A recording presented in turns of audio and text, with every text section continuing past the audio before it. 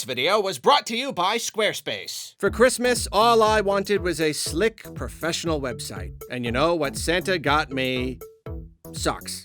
Which I appreciated. And then later, the following year, unrelated to that, I learned about Squarespace. Squarespace gives you simple, intuitive tools to build your website. Absolutely zero coding knowledge is required here. Literally anyone can do it. You can even build from a template to make things super easy. My website, Arlo Recommends, is a blog-style site, so I've got to consistently create new content, and Squarespace makes that easy too. Formatting, embedding, it's all super simple. I can set everything up to automatically publish at a specific time and even generate social media posts without me lifting a finger. If your website requires more, Squarespace offers loads of powerful extensions, and if you want to see how your site is doing, analytics are always at your fingertips. To try out Squarespace for yourself, head to squarespace.com for a free trial. Then when you're ready to launch, head to squarespace.com/Arlo to save 10% off your first website or domain. And now, for today's recommendation, telling a loved one how much you appreciate them. It's the kind of thing we don't always think to do. Sometimes we don't even consider it until it's too late. And we wonder why we didn't take any of those hundreds, if not thousands of chances to do it. It can be hard to do. It can be really hard, but the more you do it, the more naturally it comes. And if someone else told you how much they appreciate you, think of how good that would feel. Think of how wonderful it would be to know someone who was so open with their love and appreciation of those around them. So be brave. Be vulnerable. Tell them what you want to tell them. Tell them what you want them to know. Thanks again to Squarespace. That's a filter. Predicting Nintendo's actions is something of a hobby of mine. Every year, I make a video trying to predict all the games they'll reveal and release. But this video is something a little different. At the time of this recording, there is absolutely zero official word on Nintendo's next system or when we may actually see it. There are plenty of rumors, and I feel that logically we have to be getting fairly close, but there is nothing solid. That's why, right now, I want to make my biggest prediction yet. I want to predict what I think their next console will be. The whole concept. As with all my predictions, this is not simply wishful thinking. I try to balance what I want to happen with what I realistically think could happen. I try to get into Nintendo's head, I try to think like they think. And after much pondering, this is what I've come up with. The next Nintendo system is called the Switch 2. I have to believe that Nintendo learned their lesson with the Wii U. I have to believe that they are smart enough to give their next system a simple, straightforward name in line with the rest of the tech industry that doesn't do anything to risk confusing consumers. I've thought about this so much. Put basically any possible word before or after the name Switch, and people are going to wonder what the thing even is. That's why this is just Switch 2. It is the next iteration of Switch. For the most part, the concept is identical, with no huge, weird gimmicks radically changing how people play. It's a handheld device that can connect to your TV using a dock. It's got 64 gigabytes of internal storage, which is enough, barely. It's got Joy-Cons, which are the same as always, except maybe just a little sleeker and newer looking, and of course, without drift issues. The system has got an LCD screen, same size as before, maybe just a little less bezel. It uses cartridges and is indeed backwards compatible, though I'll outline more on that in my yearly predictions video. Basically, it really is a Switch. Everything that the Switch did, however, the Switch 2 does better. And it's also got some extra bells and whistles. A lot of them, actually. Power-wise, it's similar to 8th gen consoles, the PS4 and Xbox One. It's actually slightly weaker, but close enough that it doesn't make a huge difference. Switch graphics were already considered good enough for a vast number of customers, so the extra graphical shine plus more consistent frame rates and resolutions are immediately seen as a blessing. Nintendo naturally knows just how to get the most out of their hardware, and their launch titles are shockingly beautiful. I might be getting ahead of myself yourself, but this is the system that's going to stick around for an unusually long time. The Switch was just a little bit too weak to meet everyone's needs, but Switch 2 is strong enough to do everything Nintendo needs it to do for the foreseeable future.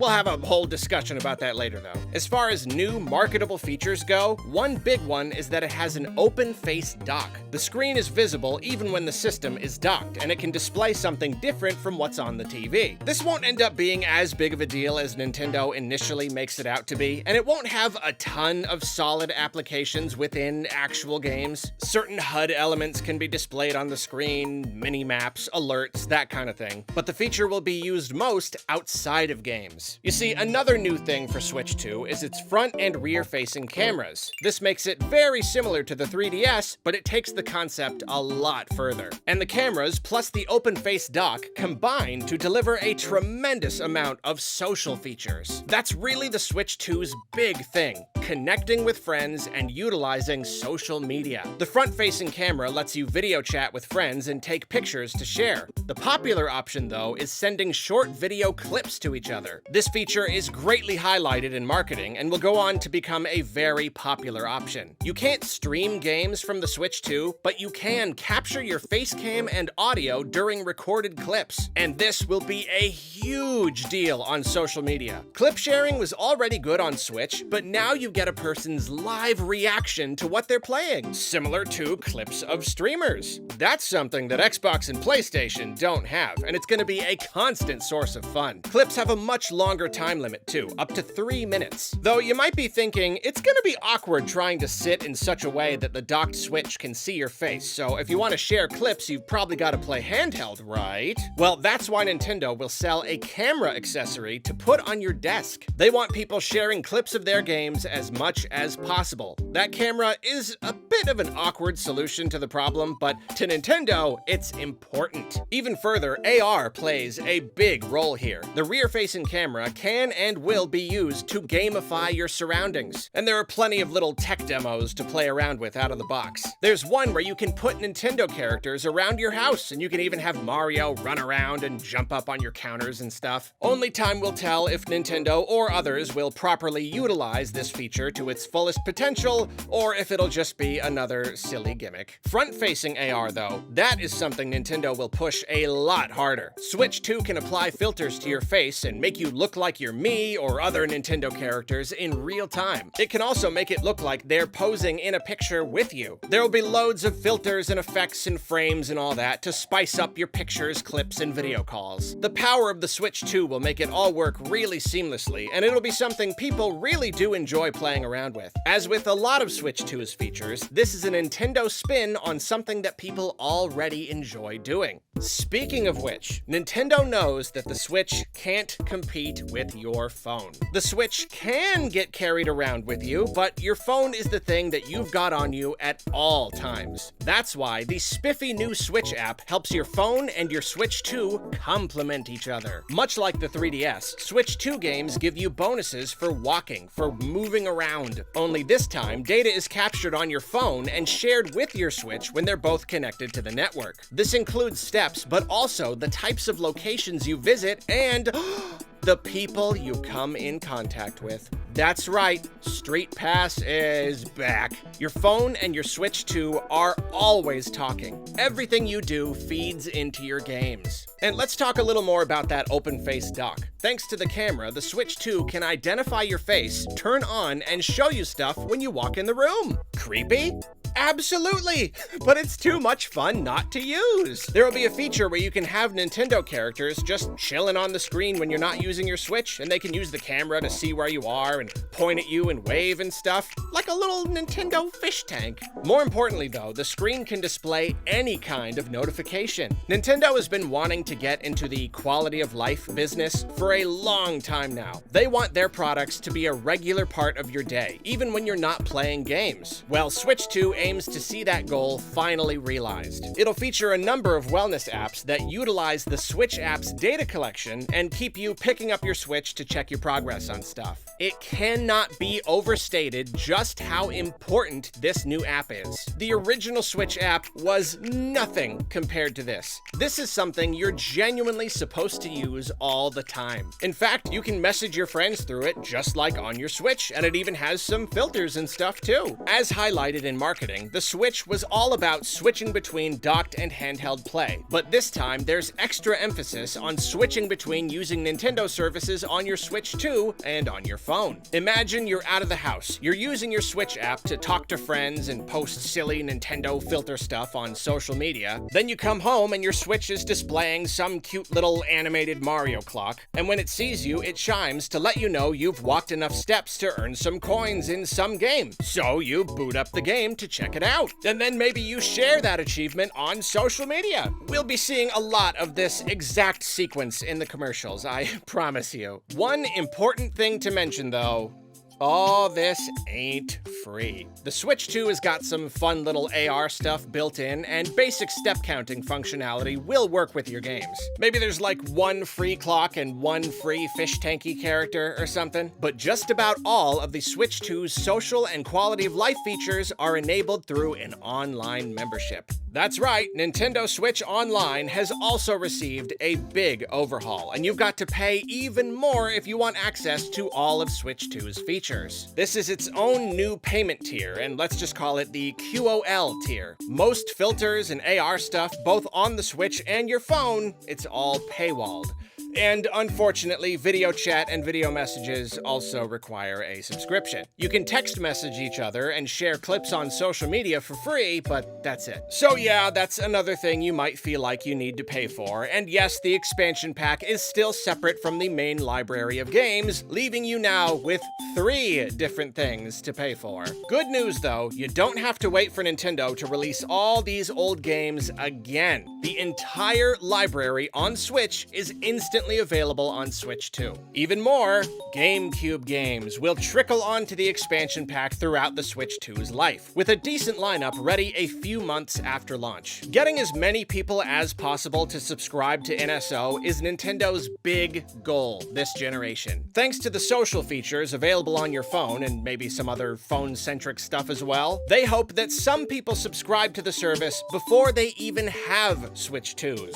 Time will tell if anyone actually does that, but it's theoretically possible. And Nintendo will continue to add to the service over the years. New filters and AR stuff, new clocks and fish tanky characters, new wellness apps, everything. And of course, with another tier added onto the service, it only makes sense that there's one subscription option that ties everything together for one price, and we've still got deep discounts for families sharing the service, so that's good. And even better, pie in the sky prediction time, NSO will eventually offer Nintendo-produced shows and videos, like a little streaming platform in itself. Someday, we'll even have access to music streaming. Many Nintendo soundtracks will be available for us to enjoy. Finally! Lastly, let's talk pricing. I don't feel like coming up with prices for NSO, I really have no idea. But the system itself initially comes in 2 SKUs. $350 for the standard model, which comes in white, and $400 for the deluxe model, which is black with colored Joy-Cons and comes with more internal storage, which ends up just being an extra 64 gig card slotted into it. And 1 year of the NSO premium membership for free. Nintendo really wants to make money on this thing, but they know they need to price competitively, thus the 2 SKUs. They also really want people locked into NSO, so giving them a year to start helps with that. There's a lot of little details missing here. I didn't want to go too deep into it, but basically, that is my vision for Nintendo's next system. And honestly, I don't think I've done a bad job here. Switch 2 continues to utilize the hybrid console concept without disrupting it with any confusing or expensive new gimmicks. It's clearly another Switch, but it's also clearly a new Switch, a new product. It's not some kind of crazy blue sky innovation, but it doesn't need to be. People people don't always want that. They just want something really cool that plays the new games and complements their lifestyles, and that's what Switch 2 is. It plays all the latest games, including cross-gen multiplats, so it's no longer at a big disadvantage when held up to its competitors. It gets people playing games and interacting with each other. It gets people constantly posting Nintendo stuff to social media and spreading the good word of Switch 2. It gets people to incorporate Nintendo's IPs into their day-to-day lives. It gets people to subscribe to Nintendo's online service and ideally stay subscribed. It turns the Switch into the centerpiece of the living room, a friendly little mascot who greets you and keeps you connected with your games or just keeps you on track to meet your wellness goals. It fits in with every one of the goals Nintendo has laid out for their business over the last several years. I could be missing something big here, but personally, I think it's perfect. Please, if you would, head down to the comments, take but a moment, and give us long, detailed, technical breakdowns of your own next-gen Nintendo concepts. Also, can't forget many thanks to Seep, who did the art for this video. He also did the Hey Kirby video and the animated bit and my Pikmin 4 announcement reaction. He does amazing work. Go check him out. Thanks for watching. Now, if you'll excuse me, it's nearly the end of the year, and I still haven't even written my regular predictions video. Ah!